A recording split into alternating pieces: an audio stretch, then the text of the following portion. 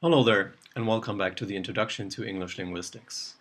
In this video, I'd like to continue with the topic of historical linguistics, and I'll give you a brief tour, a very brief tour of Old English and Middle English.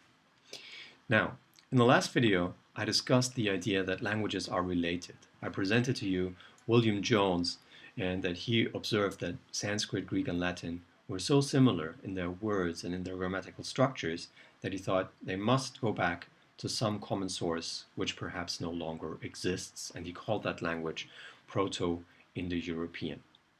Now, Proto-Indo European indeed does no longer exist, but it is the source language not only of Sanskrit, Greek, and Latin, but also of French and Norwegian and a whole lot of other languages that you know. Right, the family tree model of language. I then discussed a sound change that happened between Proto-Indo-European and Proto-Germanic. That's called the First Germanic Sound Shift, or Grimm's Law, a change that affected Proto-Indo-European stop consonants, and that allows us to distinguish the Germanic languages from all the other Indo-European languages. Right, that happened between roughly 2000 to 500 before Christ. Today we're taking a large jump ahead in time. We're talking about this little snippet here of the language tree, the period where English comes into its own, periods of Old English and Middle English. Now, in this class, I will distinguish between 5 different periods of English, starting with Old English, 700 to 1100, the language of the famous poem Beowulf. Then from 1100 to 1450, there is Middle English, the language of Geoffrey Chaucer and the Canterbury Tales. We'll listen to a bit of the Canterbury Tales in a few minutes. From 1450 to 1700, it's Early Modern English, the language of Shakespeare and the King James Bible. From 1700 to 1900, it's Late Modern English, the language of the philosopher David Hume and the novelist Jane Austen. And after that, it's present-day English, now which will be preserved in the lyrics of Britney Spears and Justin Bieber. Okay, so why do we distinguish between these 5 different periods? Well, they correspond to certain sociopolitical cornerstone dates. So with regard to Old English, we can say that around 450, 3 Germanic tribes arrived on the British Isles, the Angles, Saxons, and Jutes. And even though they didn't start speaking Old English right away, that marks the beginning, that lays the foundation of English.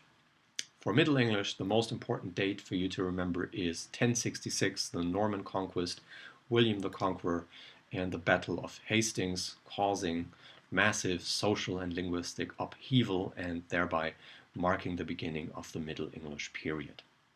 Right, for Early Modern, we have, well, around 1450. A date that we can pick out is 1476, which marks the establishment of the first printing press in Britain. Yeah, you might wonder why printing press, what does that have to do with the development of English? Well, William Caxton, who ran this printing press, was a great philanthropist, interested in works of literature, works of art, but he was also a great businessman, and so he thought he might sell a few more copies of his books if everybody in the country could understand them. Yeah, so he propelled a process of standardization that marks the beginning of Early Modern English. Right, Late Modern, starting around 1700. There is no single date that we can point to, but there are 2 major social developments going on.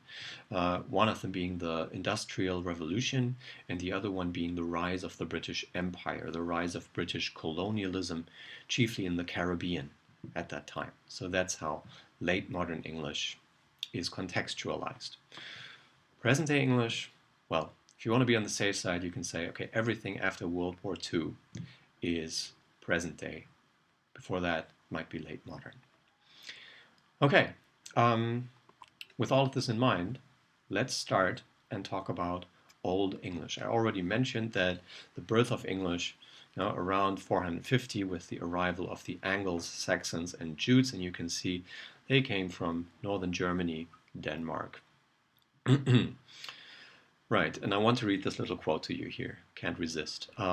Both the historical sources and the archaeological evidence seem to agree that the major influx of Germanic immigration into England came in the mid-5th century.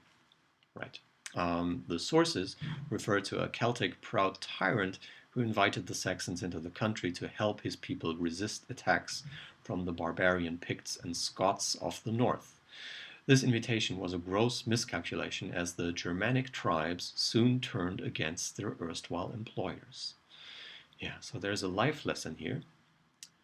Should you ever have trouble with a Scotsman, don't bring the Germans in. Bad idea.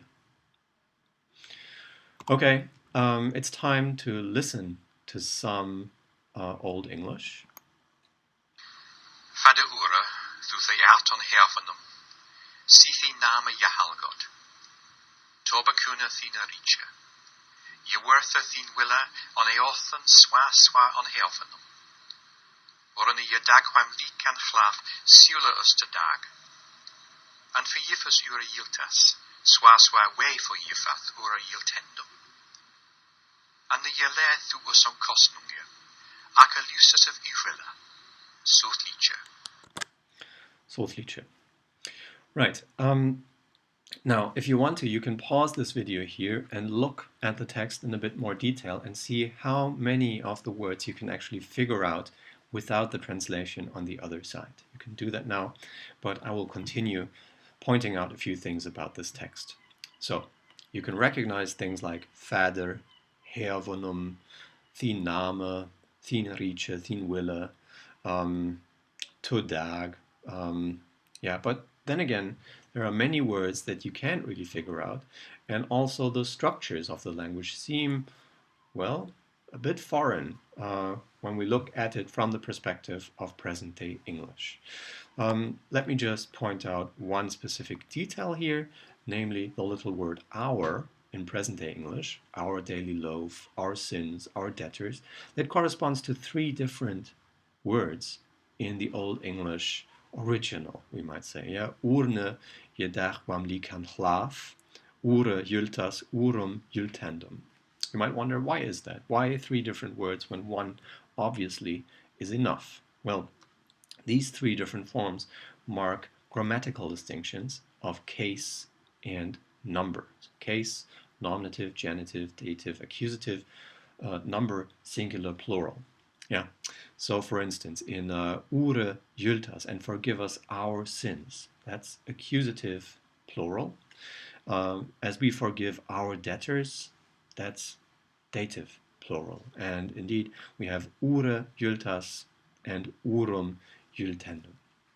Okay, so word types like pronouns or nouns or adjectives, they show these morphological distinctions for case and number. And that is something that present-day English no longer does, really. I mean, we have he and him in pronouns, but that's about it. Another thing that I would like to point out concerns these 2 verb forms here. In the modern version we have, and forgive us our sins as we forgive our debtors, the same form for the imperative and the first person plural, we forgive. But in the Old English, well, there's a difference between the imperative, forgiv us, ure yultas, and the first person plural, we forgivath, yeah, with a different suffix. Okay, so not only nouns, adjectives, and pronouns, determiners differ, but also verbs, and we'll talk about each of these in a little bit of detail. Now, perhaps the most important thing you need to remember about Old English is that it has a rich inflectional morphology. With regard to nouns, for instance, I mentioned case and number, but Old English nouns also inflect for 3 grammatical genders. Yeah, if you know a bit of German, you know the German multi-sexual silverware, die Gabel, der Löffel, das Messer. Pain in the neck to learn for other people, and Old English had it and very reasonably got rid of it eventually. Right. But not only that, there are also different declension classes. So a noun, if it is in one class, might take certain grammatical gender markers. If it's in another class, those differ again a little bit. So lots and lots of things to learn for the second language learner. Moving on, there is agreement in Old English. Demonstratives and adjectives agree in case, number, and gender with the noun they modify. Now, as a speaker of French, you might be very comfortable with the idea that an adjective agrees in gender, for instance, and in number with the head noun. Yeah, nothing extraordinary there. But something that might actually surprise you is that, okay, it's also going on in demonstratives. So here we have se, stan, yeah, that stone, and stone is a masculine noun. And then we have seo yifu, the gift, with a feminine noun. Yeah, and also there are distinctions that concern the number singular and plural. So this is really complexity that goes through the entire system.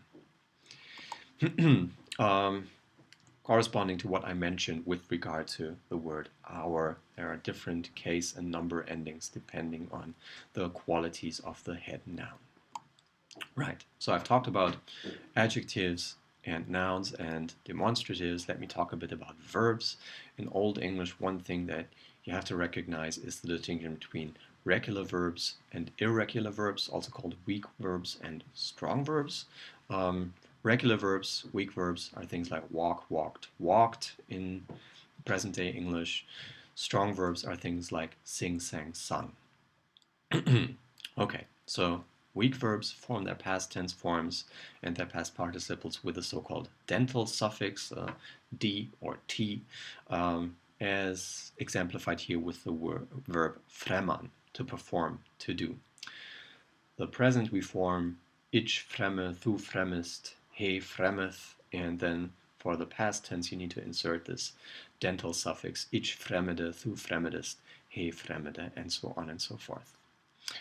Right, that's the simple case. Now let's move on to the more complex case, strong verbs, which form the past tense through ablaut.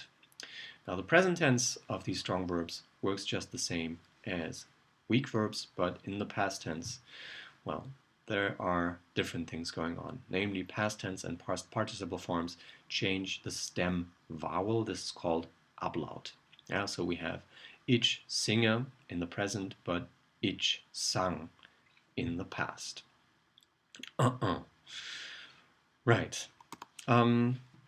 Adjectives. One more thing about adjectives that concerns not just a morphological complexity, but rather a morphosyntactic complexity, because depending on the syntactic function of an adjective, it may behave differently with regard to its morphology. This is called the difference between strong and weak adjective declensions.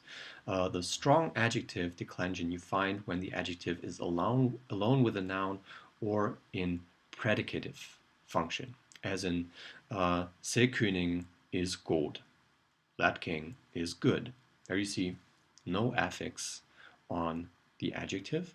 Now, if we use a slightly different construction, se goda König, the good king, an attributive construction, suddenly there's this a there. Yeah, so that's the weak adjective declension, which we find with a demonstrative or possessive and a noun.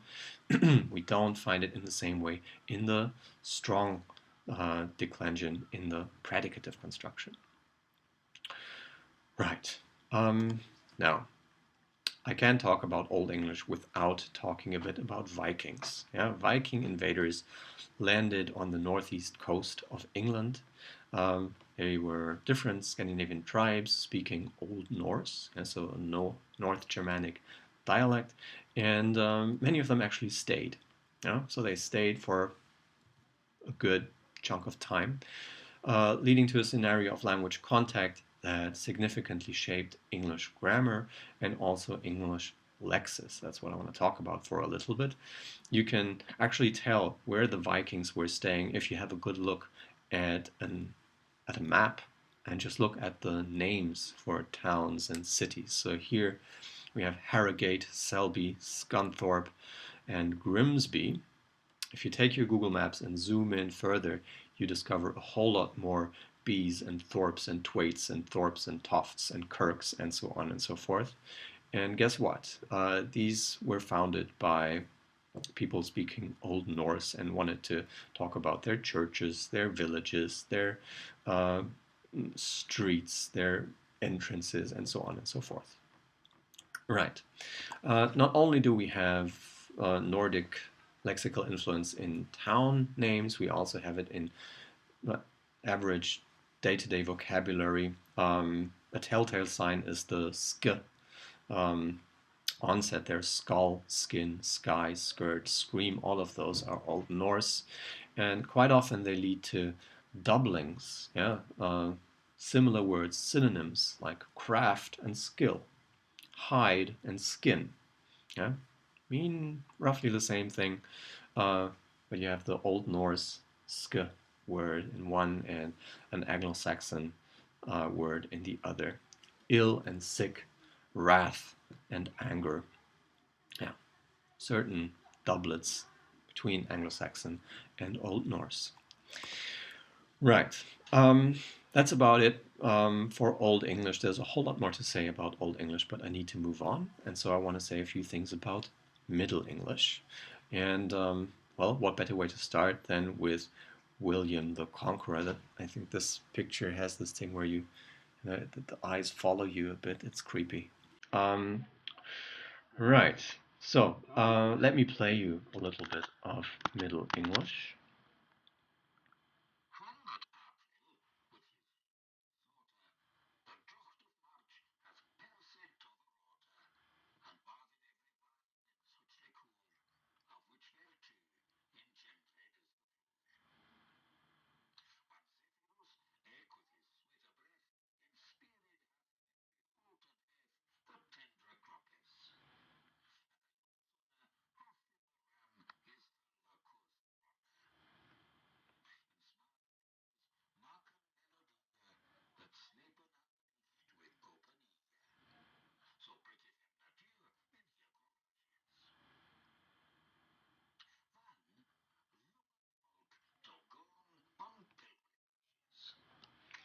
Yeah. So then the people want to go on a pilgrimage. Again, you can pause this video here and look at the text in a bit more detail. But I think it's quite obvious that this is much easier to read for a modern speaker than the Old English text that we had just a few minutes ago. So a lot of things have happened between Old English and Middle English, and I want to talk about a few of these changes. Chiefly, this concerns the loss of inflections. Yeah, so Old English, you remember, was a highly inflectional language in nouns and in verbs. We had agreement marking on adjectives and demonstratives. So all of that is dramatically reduced. During Middle English, we have a massive disappearance of endings, most of them being unstressed. Yeah. So, and in a situation of language contact, it's these unstressed things that second language learners have trouble with, and that they probably don't pick up as the first thing that they learn. And so there's a possibility for these things to disappear. Let me give you a few concrete examples, starting with the loss of grammatical gender in adjective inflections. In Old English, we have a difference between masculine and feminine. Say in se ealda man, the old man, there's an a, and in seo ealde talu, the old tale, talu, feminine noun, there's an e. In Middle English, this has already lost a little bit of complexity in that the Old English masculine ending, the a, has assimilated to an e, the feminine form. Yeah, the old, the olde man, the olde tale. And from there, you can imagine how the story continues. The e is being less and less pronounced, and in the end, the speakers start to drop it, every now and then, but in the long run, the whole thing just gets lost. Another story of a loss is the loss of final inflectional ends across different grammatical categories. For instance, we see a loss of n in first-person possessive pronouns. So, min fader turns to mi fader in Middle English, and, well, it's my father in present-day English. Same thing in the infinitive suffix. Old English ridan turns into Middle English riden, and then modern English gets rid of the nasal altogether and changes the vowel to ride. That I'll talk about in the next video. Right, there are certain effects of morphological simplification. If a language loses a lot of its morphological complexity, a lot of its morphological markers, that, that usually brings with itself, I want to be careful not to say that causes, that usually brings with itself certain replacing strategies. For instance, say that some case endings got lost. In Old English we had des Hundes, of the dog, and in the dative it would be them Hunde, to the dog.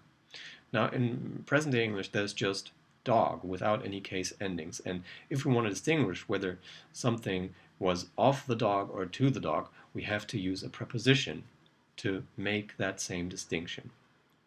We still have the same ideas like the people back in the Anglo-Saxon days, but we express them in a way that is different, not with inflectional endings, but rather with independent elements. Second, with the loss of morphological categories comes a change in the marking of grammatical relations. Grammatical relations, in a nutshell, that means who did what to whom, subject and object, that kind of thing.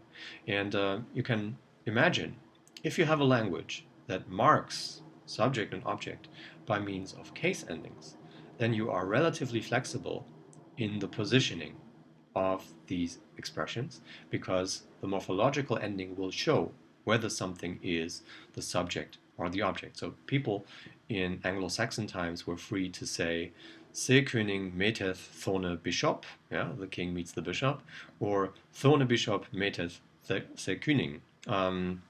I can switch the bishop and the king around, but it's still clear which one is the subject and which one is the object. The grammatical relations are marked on both the determiner and the noun, leading to relatively flexible word order.